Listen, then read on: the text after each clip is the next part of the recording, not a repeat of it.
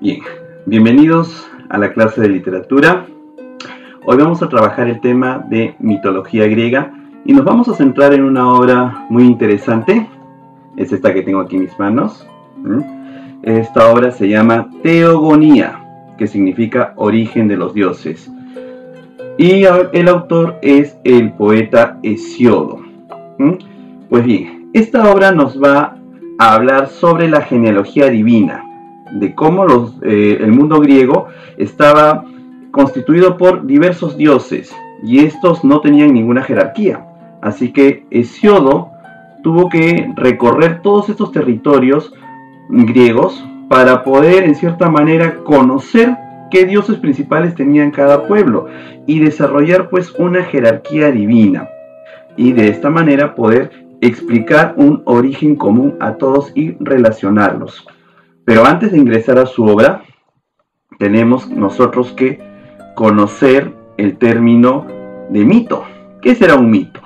Pues bien, ustedes tienen en pantalla la imagen de una escultura que representa a dos dioses de la antigua Grecia. Es el dios Zeus junto al lado de su esposa, la diosa Hera. Zeus va a ser considerado por los dioses como su padre, su benefactor, es decir, que él es el padre de todos los dioses. Él es el que va a regir el mundo o el panteón griego. La diosa Hera, considerada la diosa del matrimonio, es su esposa, pero a pesar de que ella era su esposa oficial, Zeus mantuvo relaciones con otras diosas, ninfas y mujeres, y esto va a dar origen a una serie de divinidades menores. Pasemos a definir qué es mito. Pues bien, el mito va a ser un tipo de narración o historia de carácter sagrado. El mito se relaciona mucho con el culto religioso. En la antigüedad los mitos servían para explicar orígenes. Por eso es que desde los tiempos antiguos estos mitos que nos contaban las hazañas de seres de carácter sobrenatural van a ser tomados como historias verdaderas, a pesar de que hoy en día nos parezcan un poco descabelladas o inverosímiles. En su momento estas historias eran tomadas como un hecho real, como un hecho que para ellos era algo que no se podía cuestionar. Como les había comentado, el poeta griego Hesíodo se encarga pues de recoger todos estos mitos existentes en el mundo griego, creando así una genealogía para ordenar el origen de todos estos dioses. Como les hablé, la obra en la cual recoge todo esto es la obra denominada Teogonía. Hesíodo explica lo siguiente en la Teogonía. Él nos habla de que en el universo únicamente existía el caos. El caos era el desorden cósmico. Y este caos en un momento determinado se va a contraer, ya se va a juntar, a contraer tanto hasta que de pronto, de tanto contraerse, va a originar una gigantesca explosión. De esta explosión van a nacer las primeras criaturas denominados los seres primigenios. Cuando se menciona la palabra primigenios, hace referencia a que estos seres van a dar origen a otros seres.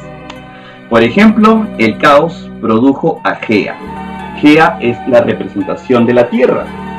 También del caos se va a originar un ser denominado Tártaro.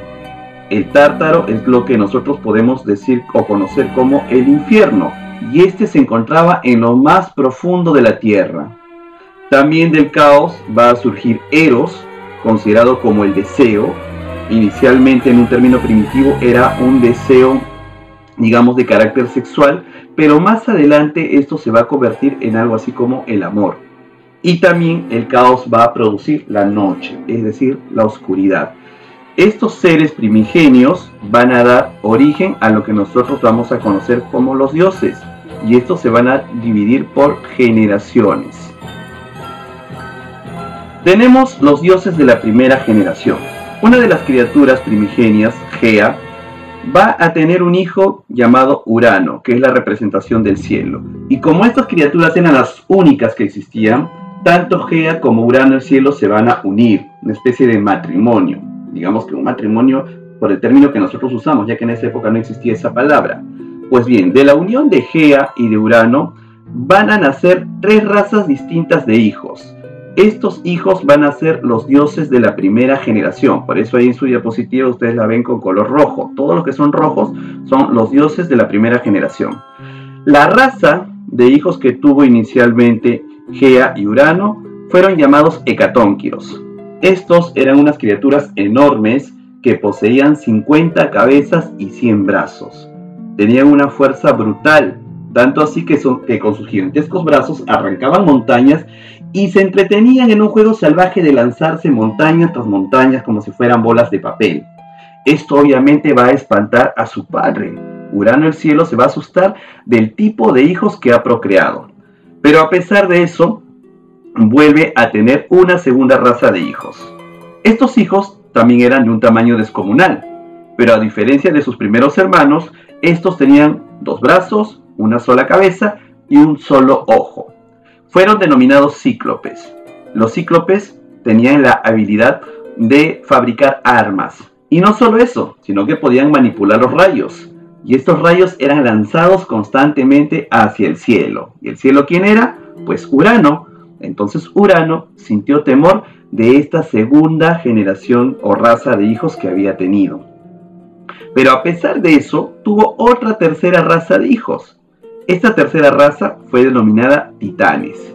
Los titanes, a diferencia de sus hermanos hecatónquiros y cíclopes, tenían un aspecto y habilidad diferente. Fueron 12 titanes, 6 varones y 6 mujeres, de los cuales va a destacar el titán Cronos y su hermana, la titán Rea. Pues bien, Urano el cielo estaba temeroso de las 2 razas que había tenido antes, es decir, de los hecatónquiros y los cíclopes. Así que lo que hizo Urano fue crear un gigantesco tornado. Absorbió a estos 2 tipos de hijos y los hundió en lo más profundo del Tártaro, donde quedaron sepultados. La mamá de estos seres, Gea, se enfureció tanto que le reclamó a Urano, le dijo: «Estás loco, ¿cómo puedes hacerle esto a nuestros hijos? Libéralos». Pero Urano se negó. Entonces Gea convocó a una reunión con sus hijos los titanes y les dijo: «Su padre ha enloquecido, ustedes tienen que pelear contra él y liberar a sus hermanos». Pero ninguno quería enfrentarse al papá, a excepción del menor, el titán Crono. Así que Crono le dijo a su madre: «Yo te ayudo, pero necesito un arma para poder vencer a mi padre». Así que como Gea era la tierra, comenzó a temblar, y de tanto temblar se elevó un gigantesco volcán del cual empezó a expulsar una gran cantidad de metales. Estos metales fueron recogidos por Cronos y con ese metal fabricó una gigantesca guadaña. La guadaña, jóvenes, es un arma que de repente ustedes la pueden reconocer porque es aquella que lleva la muerte sobre sus hombros, ¿sí? O sea, que siempre va para todos lados. Pues bien, con esa guadaña, Cronos da un salto hasta el cielo y lo ataca. Urano se defiende, pero Crono es mucho más joven. Así que Cronos con esta arma le inflige una terrible herida al padre. No solamente una herida, sino que también le secciona los genitales al padre. Así como lo oyen, se quedó sin esferas del dragón. Sí. Así que estos genitales fueron a caer al mar. De inmediato, el impacto hizo que se generara una gigantesca ola. Una ola tan grande y espumosa, y de esa ola emergió la primera diosa, una mujer ya adulta muy hermosa que recibió el nombre de Afrodita, quien más adelante sería conocida como la diosa del amor y la belleza. Pues bien, Afrodita, al verse sola, lo único que hizo fue alejarse y los dejó a ellos peleando. Urano, derrotado, le lanza una maldición a su hijo, al titán Cronos. Le dijo lo siguiente: «Algún día tú tendrás hijos, y uno de estos hijos peleará en contra tuya y te vencerá, y te quitará el poder, y lo hará con la ayuda de los seres a los que tú quieres liberar».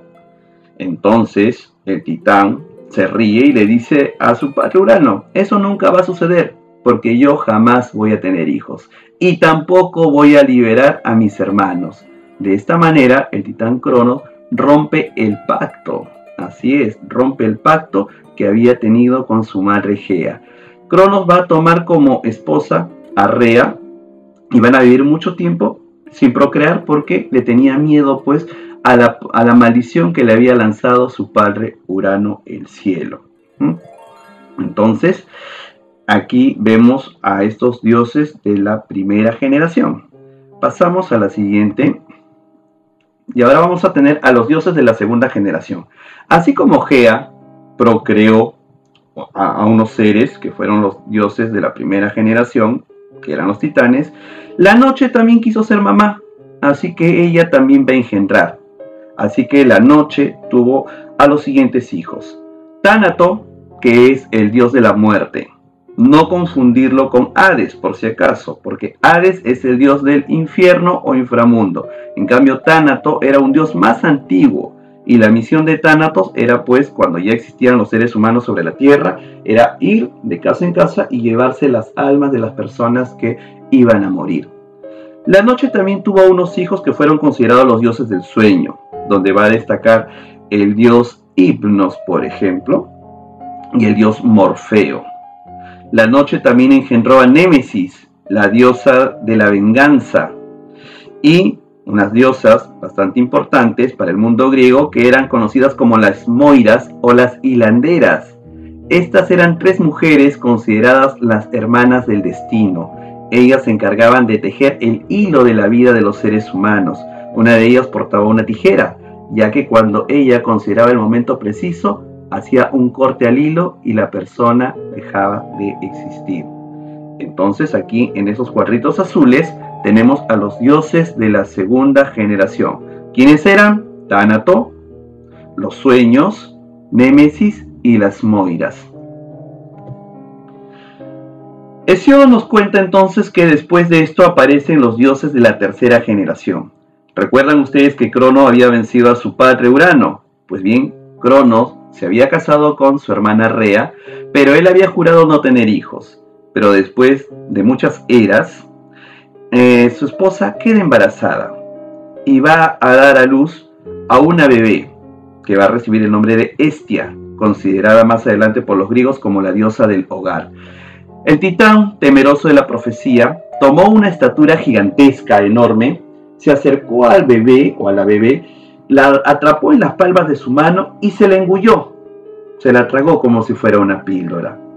Y no solo hizo eso con ella, sino con los siguientes hijos que iban naciendo de Rea. Es así como él se tragó a Demeter, la diosa de la naturaleza, a Hera, la diosa del matrimonio, a Hades, dios del inframundo o infierno, a Poseidón, el dios de los mares. Ya se había tragado a 5 hijos de su esposa Rea. Cuando Rea estaba embarazada por 6ª vez, la tierra, Gea, habló con ella y le dijo: ya es el momento de que se cumpla la profecía. Este bebé tiene que nacer. Cuando estés a punto de dar a luz, vete, huye lejos de tu marido. Es así como Rea escapa cuando siente ya que le vienen los dolores del parto y se refugia en la isla de Creta, donde nace el 6º bebé, a quien le pone de nombre Zeus. Ni bien ha nacido Zeus, Rea le entrega al bebé a un águila y ésta se la lleva lejos del alcance del titán. El titán se ha dado cuenta del nacimiento y de inmediato va a buscar a Rea. Cuando la encuentra, le exige el bebé y Rea ya había tramado un plan. Había conseguido una roca del tamaño del bebito y lo había envuelto en telas y colocado en un altar. El titán, al ver esto, se acercó y, sin revisar el bulto, atrapó también este contenido y se lo engulló. Lo que en realidad se había comido el titán era la roca, pero él creía que el bebé estaba adentro. Zeus, a salvo, va a tener un crecimiento acelerado, puesto que él era hijo de un dios. Así que, por lo tanto, él también era un dios, pero mucho más diferente al papá. Así que una vez que Zeus ha crecido, su abuela, la tierra Gea, lo busca y le cuenta todo. Y le dice que es el momento de que se cumpla la temida profecía.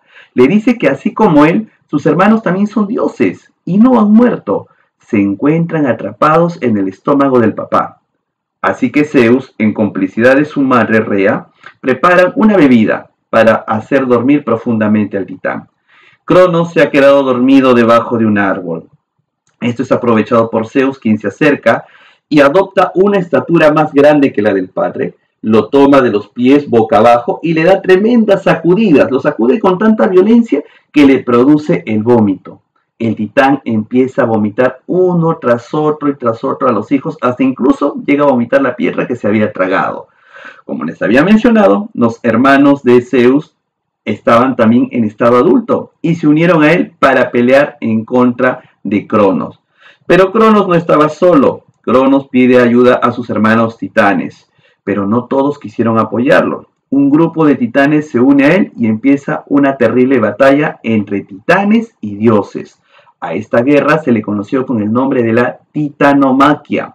La guerra estaba casi pareja, es más, la tierra estaba a punto de ser destruida. Entonces Zeus decide liberar a los gigantes de 100 brazos y a los cíclopes para que se unan a la batalla. Con este refuerzo, los titanes empiezan a perder. Y no solo eso, sino que los cíclopes les fabrican armas para estos dioses. Al dios Poseidón le fabrican un tridente con el cual podía producir terremotos y hacer pues que las olas del mar salgan con furia. A Hades le fabrica una espada y un casco de la invisibilidad. Y al dios Zeus una lanza con la cual él podía reclamar los rayos, ya que los cíclopes le regalan también ese don a Zeus. De esta manera, Zeus convoca en uno solo a múltiples rayos, crea uno gigantesco y se lo lanza al titán, a su padre, al titán Cronos, fulminándolo. De esta manera, los titanes son derrotados y aquellos titanes rebeldes sobrevivientes son encerrados en las profundidades del Tártaro, donde antes habían estado los gigantes de 100 brazos, quienes ahora ya eran libres, pero ellos decidieron ahora ser los guardianes de ese lugar. Ahora que los dioses de la tercera generación habían asumido el control de la tierra, empieza la división. Poseidón se hace dueño del mar. Hades se hace dueño de la región del inframundo. Y Zeus se hace dueño de una parte de la tierra donde se erigía un gigantesco monte conocido como el Monte Olimpo, donde empieza a construir su palacio, su morada y también el cielo. Y asimismo él se hace denominar como el padre de todos los dioses. Digamos que es un título que se lo va a merecer porque Zeus pues va a tener muchos hijos y estos hijos van a formar parte de los dioses de la cuarta generación. Pues bien, aquí tenemos todos los casilleros en color naranja son los hijos de Zeus. Zeus va a tener muchas conquistas. Primero, él va a tomar como esposa a una titán llamada Temis, considerada la más sabia de todos. Pues bien, él quería esa sabiduría para sí mismo y por consejo de Gea, lo que hace Zeus es pedirle a Temis que se convierta en una diminuta mosca. Una vez que Temis se ha convertido en mosquita, Zeus la atrapa y se la devora, se la come, para de esta manera obtener el conocimiento que ella tenía. Ahora que ya no tenía esposa, Zeus se va a casar con su hermana Hera. Esta diosa, que era la diosa del matrimonio, va a ser la esposa oficial y con ella va a tener a dos hijos, Ares, el dios de la guerra, y Eris, la diosa de la discordia. Pero a pesar de que Hera fue su esposa principal, esto no impidió de que Zeus le engañara, haciendo pues que esta diosa sea muy infeliz. Es así como Zeus va a sacar los pies del plato y va a tener hijos con la diosa Demeter, con quien va a tener a una mujer, a una muchachita de nombre Perséfone, que va a ser la diosa de la primavera, con una ninfa que habitaba en las aguas de un lago, llamada Leto, va a procrear al dios Apolo, considerado el dios de los oráculos. El oráculo es algo así como el futuro. Es como que cuando tú agarras tu periódico y quieres saber qué te depara tu destino y te fijas en tu signo zodiacal, igual, los griegos creían mucho en el destino y había un dios que todo lo sabía, que todo lo veía, y ese justamente era el dios Apolo, que va a tener su templo en la ciudad de Delfos, a donde la gente iba para saber qué les iba a pasar en su futuro. Él tenía su hermana llamada Artemisa, considerada la diosa de la cacería. Zeus, no contento con eso, va a conquistar a una humana llamada Semele, con quien va a tener un hijo de nombre Dionisio, quien va a subir a la categoría de dios. Dionisio va a ser considerado por los griegos como el dios del vino. Zeus también se va a involucrar con otra ninfa de nombre Maya, a quien va a embarazar y va a procrear a un hijo de nombre Hermes, considerado como el dios mensajero. Hasta ahí, entonces, Hera estaba pues enfurecida, ¿no? una tras otra, engaño tras engaño. De pronto a Zeus le vino un terrible dolor de cabeza, que no se le quitaba. Pasaban y pasaban el tiempo y el dolor continuaba. Así que Zeus le pide a uno de sus hijos que le dé un tremendo golpe en la cabeza para ver si así se le iba ese dolor. Así que hicieron caso, lo golpearon con tanta violencia que se le abrió una herida en la cabeza. ¿Y qué creen que pasó? Pues que de esa herida abierta nació una hija más. Así es, pues resulta que cuando Zeus se había tragado a su primera esposa, a Temis, ella estaba embarazada. Así que Zeus estaba teniendo en la cabeza a esta hija. ¿Y quién nació de allí? Pues Atenea, la diosa de la sabiduría. Ella nace ya así en estado adulto de la cabeza de Zeus. La diosa Hera ya no pudo soportar más esto. ¿Cómo es posible que ahora su esposo pueda tener hijos sin ayuda de nadie?, pensó ella. Entonces la diosa dijo, si Zeus puede, yo también voy a tener mi hijo sin ayuda de ningún varón. Y de esta manera, por su propio deseo, la diosa Hera queda embarazada y estaba muy feliz. Pero cuando nace su bebé, se lleva una terrible decepción. Su bebé había nacido deforme. Iba a ser una vergüenza para el Olimpo. Así que la diosa, molesta, cogió al pequeño y lo arrojó por la ventana del Olimpo hacia la tierra. El trayecto era muy largo, así que la caída demoró casi 2 meses. El bebé, una vez que cayó en el mar, fue rescatado por una Nereida, una diosa del mar llamada Tetis, quien lo crió, y cuando él alcanzó la mayoría de edad, fue al Olimpo a reclamar su posición de dios. Y así fue nombrado el dios herrero, el dios fabricador de las armas, el que manejaba los metales y también el fuego. Ya tenemos entonces ahí a la gran mayoría de dioses de la cuarta generación. Pero también aquí falta acoplarse a alguien más. Pues resulta que los titanes que no habían apoyado a la guerra y estaban libres andando porque habían sido perdonados por Zeus, también se van a juntar.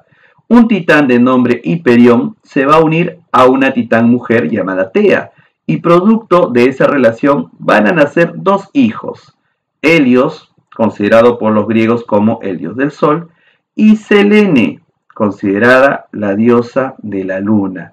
Cuando ya se juntan todos estos dioses, que ustedes ven ahí de color naranja, es que aparece ahora sí la diosa Afrodita. ¿Recuerdan a Afrodita? La hija de Urano, la que había nacido de los genitales seccionados de ese dios. Pues bien, ella se une y entonces empiezan todos a vivir en el monte Olimpo.